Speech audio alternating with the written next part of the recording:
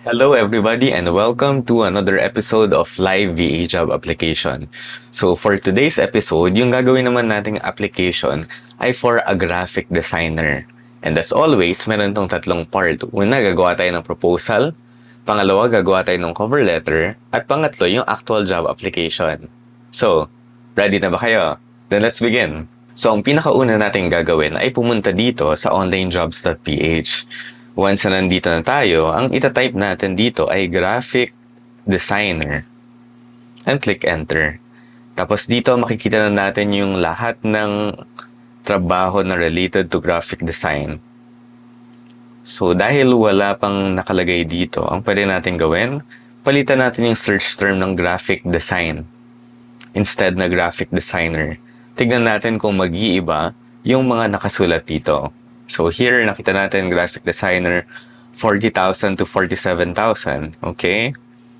What else? General virtual assistant, graphic design plus admin support.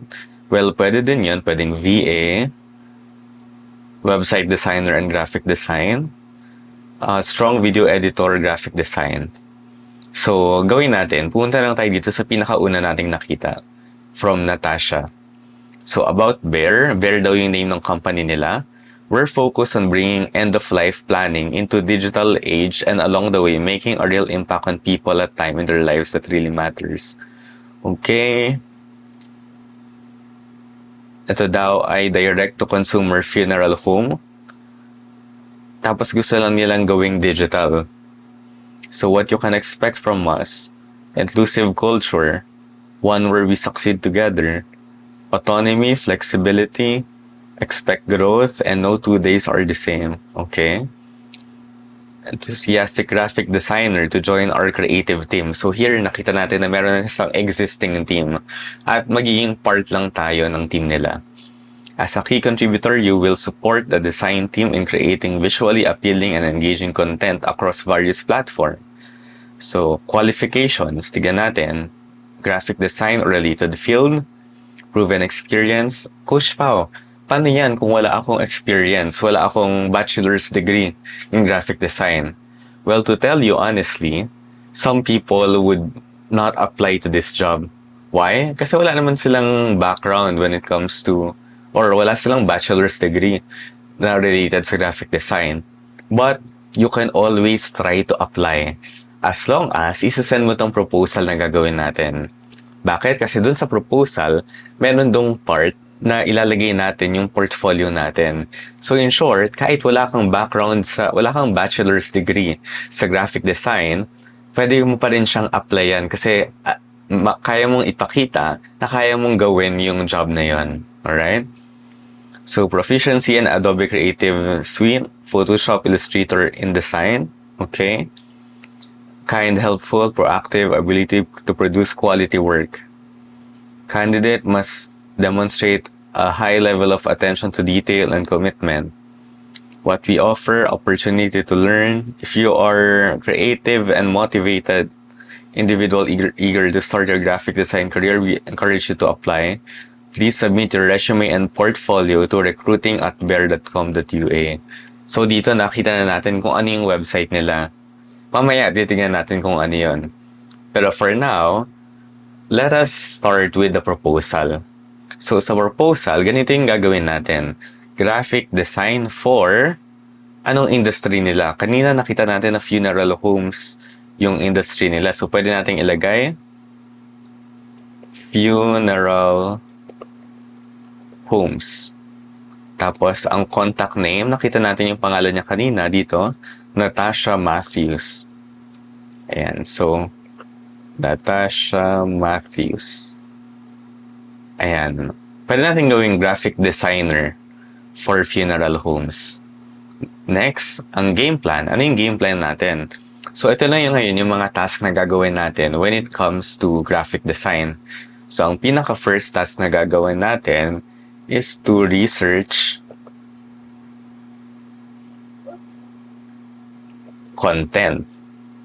So dito, pwede natin ding i-check kung ano yung ginagawa ng competitors nila. Tapos i-check natin kung ano dun yung pinaka-engaging na type ng content. Next, content planning. Next, designing of posts. Ayan. After designing of post, scheduling or automating. Sige, scheduling na lang. Scheduling of post. After schedule, optimization. Ano yung optimization? Yung optimization, dito, tinitignan natin kung ano yung reports, tapos ano yung type ng creative na pinaka nagko-convert or pinaka-engaging. Tapos once na makita natin yun, yung lahat ng feature post natin, ganun yung gagawin natin para ma-maximize natin yung engagement. Alright? Tapos dito, sa next part, ano yung action items based on the plan? Well, here, pwede tayong gumamit ng ChatGPT. So, dito, lagyan natin, i-copy lang natin to. I'm applying for a job. I'm looking to create a proposal with action items. Can you write down action items for this? Lagyan natin dito for a graphic design job. Ayan. Tapos, i-copy-paste lang natin to. Research content. Okay. Content planning. Designing of post. Scheduling of post. Optimization. Siguro nagtataka kayo, Coach Pao, bakit ganun? Graphic designer naman yung ina-applyan ko, pero bakit kailangan may content research pa? Bakit kailangan may content planning pa? Well, you see, kung ang focus mo lang kasi ay magiging graphic design, you are no different to all the others who are applying. Kailangan mag-level up tayo, kaya content planning yung nakalagay dito. So here, research content, study the target audiences, preference, and competitor design. So yan, okay yun, pwede nating ilagay. So pwede pa ba tayo maglagay ng iba? Identify current design trends relevant to the brand. So pwede din yun. Paste natin dito. Ayan. Next, punta tayo sa second item. Develop a monthly content plan with clear themes and goals. So, okay yun. Next item, designing of posts. Okay. Create visually appealing graphics aligned with brand guidelines. So, ano ba yung hinahanap natin dito? Yung hinahanap natin dito ay yung mga bagay na kaya mong talagang gawin at kaya mong i-deliver sa client. So, yun lang yung ipipaste natin. So, here, lalagyan natin organize final design and caption for easy upload. And lastly, monitor the design performance through engagement and reach metrics. So, ayan, meron na tayong nagawa. Ang next na ilalagay natin dito ay ang timeline, rate, pati ang coverage. So, ngayon, ano yung timeline na ilalagay natin dito? Ang timeline na ilalagay natin dito, pwedeng 1 week to research and plan content. Tapos, pwede din tayo maglagay ng, let's say, 1 week to design social media posts for 1 month. Ano yung rate na ilalagay natin dito? Balikan natin yung job post. Dito nakasulat 40,000 to 47,000 pesos, Philippine pesos. So, Philippine pesos yung gagamitin natin. Tapos, doon na tayo sa maximum. Well, dito, pwede kang maglagay ng rate na mas mataas slightly doon sa ino-offer nila. So, pwede mong ilagay 50,000, 55,000, okay lang yon. Kasi magna-negotiate naman sila. Alright?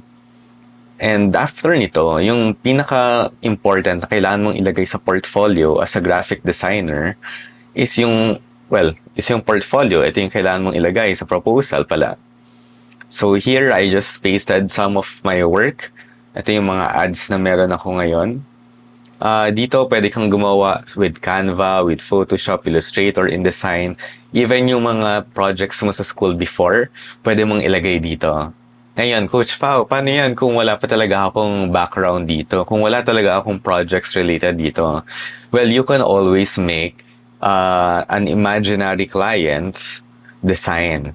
Ano yun? For example, pwede kang pumili, Nike. Sige, gawan mo ng ad si Nike, ng social media post si Nike. Tapos yun yung ilagay mo dito. You don't have to send it to Nike, pero kailangan lang natin na maipakita na kaya mong gawin yung trabaho. So, ilan ba yung kailangan mong gawin? So, here I posted 3, pero feel free to double it, 6, 9, the more the better. Alright? Always remember that. And dito sa last part, how I can help.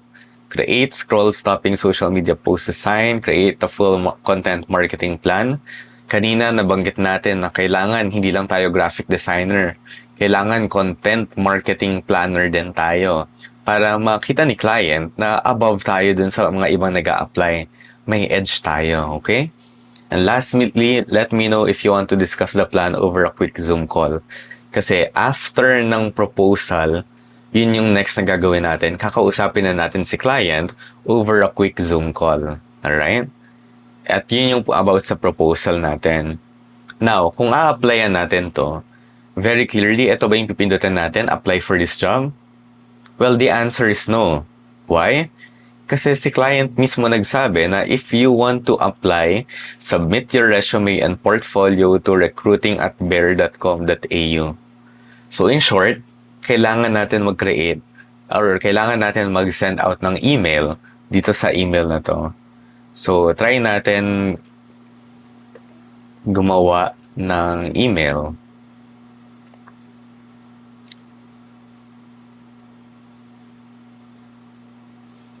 Ayan, gagawin ko na lang siya sa isang Google Docs file para ma-copy nyo din yung email na to.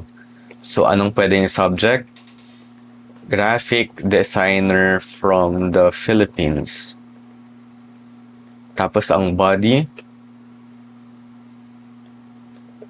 Hi, Natasha. Kailangan nating i-mention yung name niya kasi nakalagay yung name niya doon sa job application. Hi, Natasha. I am Pao and I'm a graphic designer with a background on content marketing. I can help ano daw to? In content marketing pala. I can help you create social media posts for your business. Or palitan na natin na for Bear. Kasi Bear yung pangalan ng business nila. I made you a quick proposal so you can check my work. Ayan. Tapos, ika-copy na natin yung link. So, share lang palagi. Tapos, from restricted, gawin mo lang anyone with the link. And then, copy link. Ayan. Let me know if you want me to implement this in your business or in your brand. Mas maganda brand. Regards, Pao. Ayan. So, ito yung magiging cover letter natin. Tapos, ito yung send out natin kay client. So, once na ma-send out mo na yon, all you have to do is to wait for them to get back to you. Ngayon, after 3 days, tapos hindi pa rin sila nag-reply, yung next na kailangan mong gawin is to follow up. Pwede mo sabihin, hello, bumping this up. Or just following this up. Okay lang mag-follow up kay client, alright? Kasi pagdating sa sales, yung key talaga ay nasa follow up. Kung ikaw, imagine, no, kung ikaw lang yung nagpa-follow up out of the 10 applicants na nagpasa, sino kaya yung pinaka-reply ni client? Siyempre yung nag-follow up. Kasi yun yung pinaka-recent. So, always remember that. So, now you can use this template as you apply for the graphic designer role. Hindi ko to isa-send on my end kasi I want you to apply it on your own. Alright? So, thank you for watching this video and see you in the next one.